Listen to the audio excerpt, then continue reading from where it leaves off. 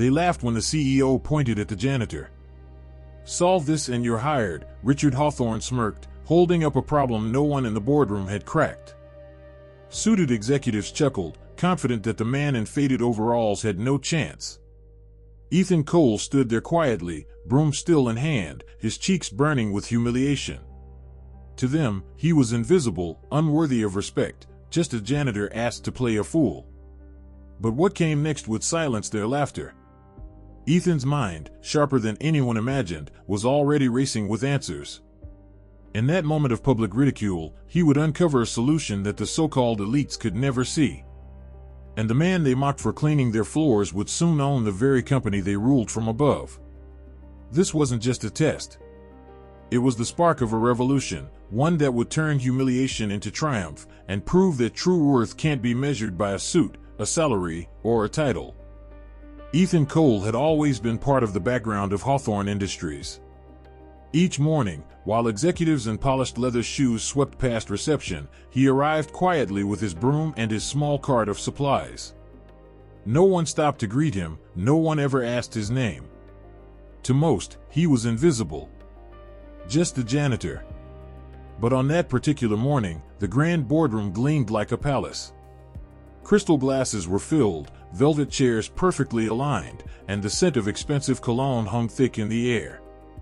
The company's top executives sat around the massive table, their watches glittering under the chandelier light.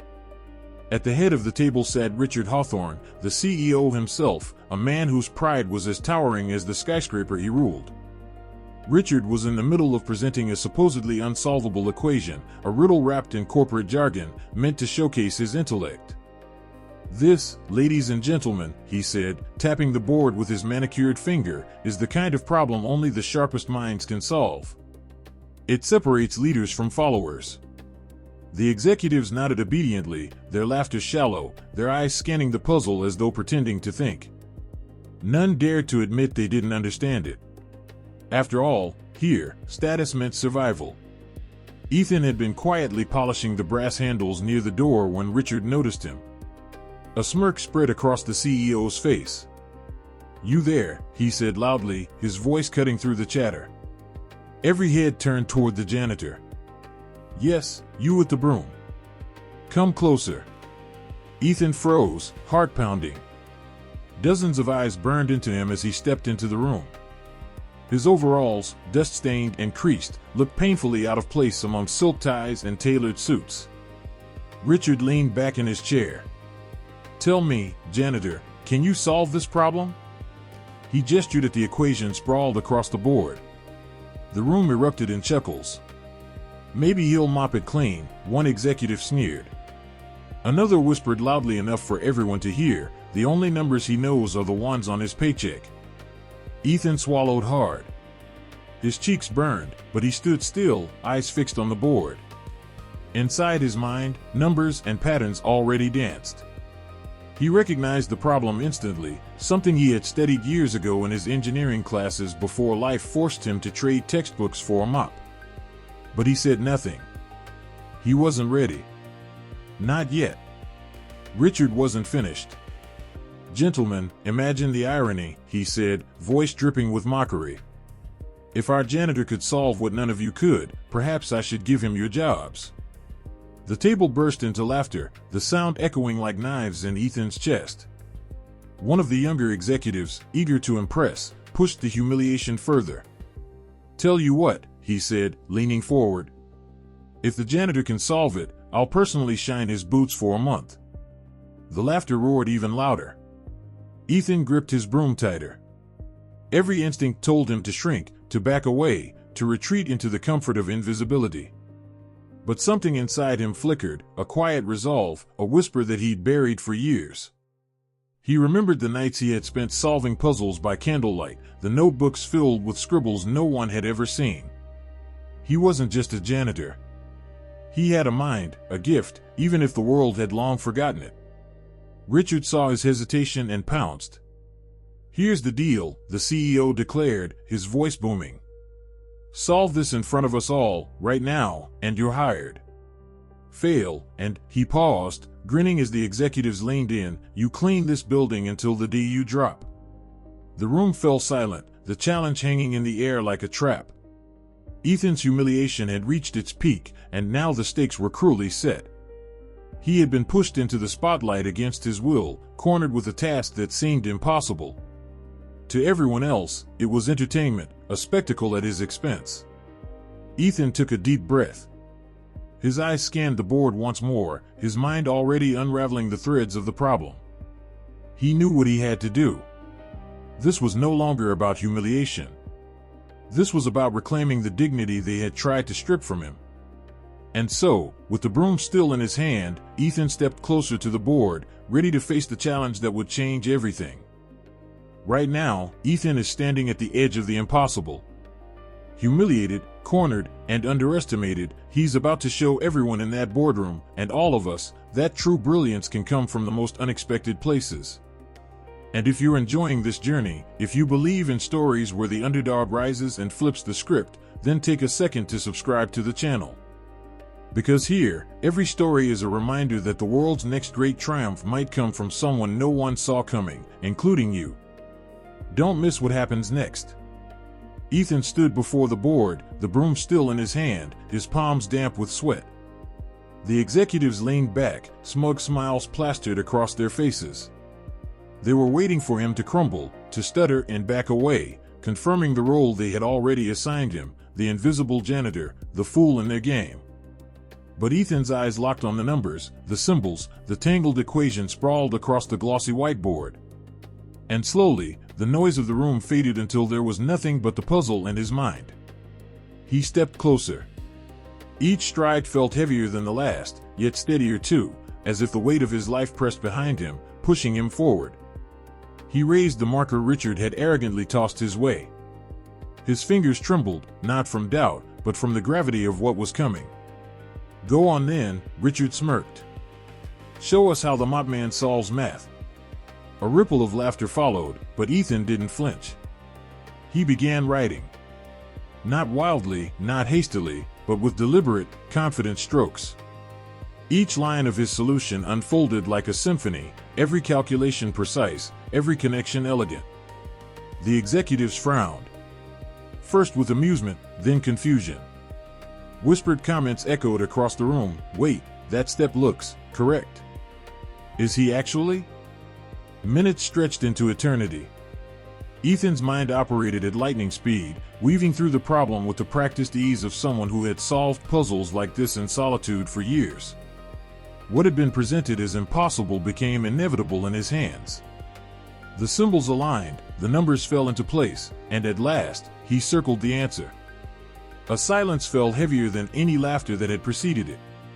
Ethan stepped back, his chest rising and falling, the broom still clutched in one hand, the marker in the other. He turned toward Richard, who now leaned forward, his smirk gone, his eyes narrowing at the sight of the flawless solution. "That's impossible," muttered one executive, breaking the silence. "Check it," Ethan said softly, his voice steady. Not proud, not arrogant, just sure.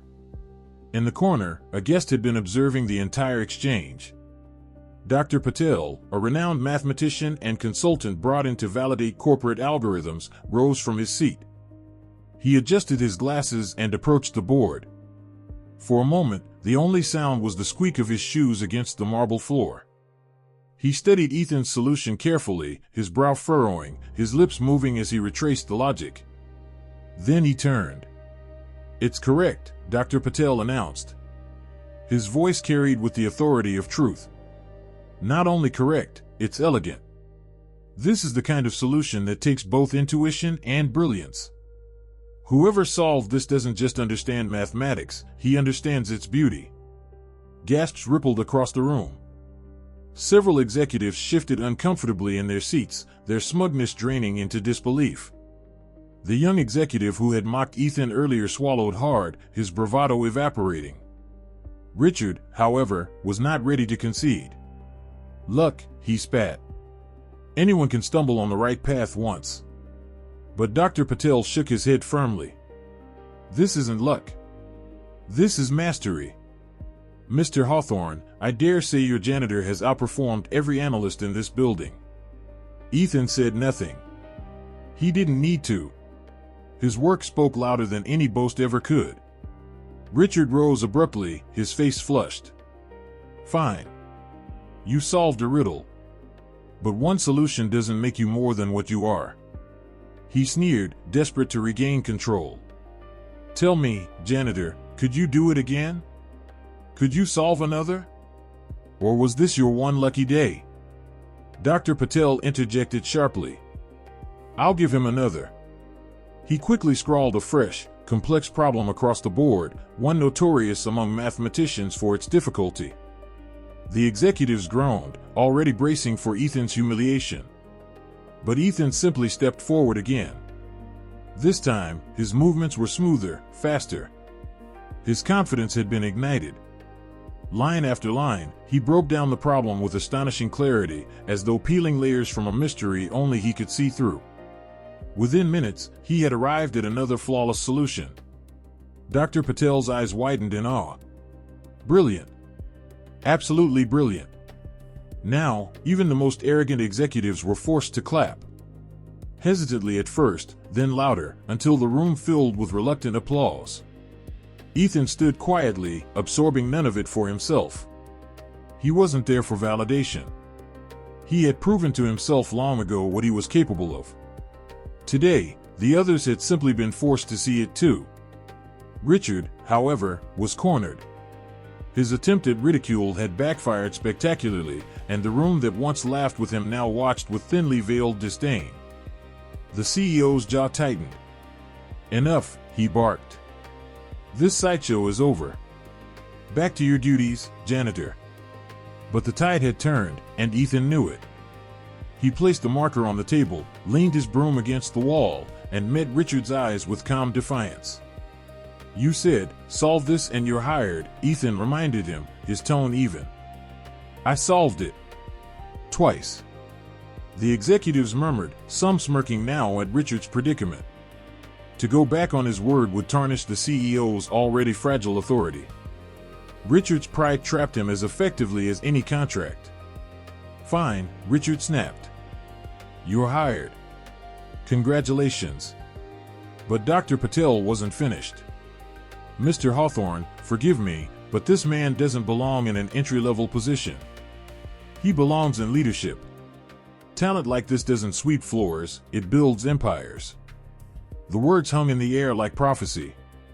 Ethan lowered his gaze for a moment, then lifted it again, his voice carrying quiet strength. I don't want to be hired by you, he said. I want to own what you built on arrogance and appearances. The room erupted. Executives gasped. Richard's face drained of color. Ethan's words weren't just defiance, they were a declaration. And though it sounded impossible, though it sounded like fantasy, the seed had been planted in every mind present. The janitor wasn't finished. He was just beginning. The boardroom had never felt so tense. Moments ago, Ethan had been invisible, mocked, cornered, humiliated. Now, the same men and women who had laughed at him shifted nervously in their seats. The echo of his words, I want to own what you built on arrogance and appearances, still rang in their ears like a verdict. The silence broke with the sound of applause. It started small, hesitant, from one of the junior executives. Then another joined in. Soon, the clapping spread until the entire room filled with reluctant but undeniable recognition. Ethan stood quietly, his face calm, almost serene. He hadn't demanded their respect, but it had found him nonetheless. Richard Hawthorne's jaw tightened.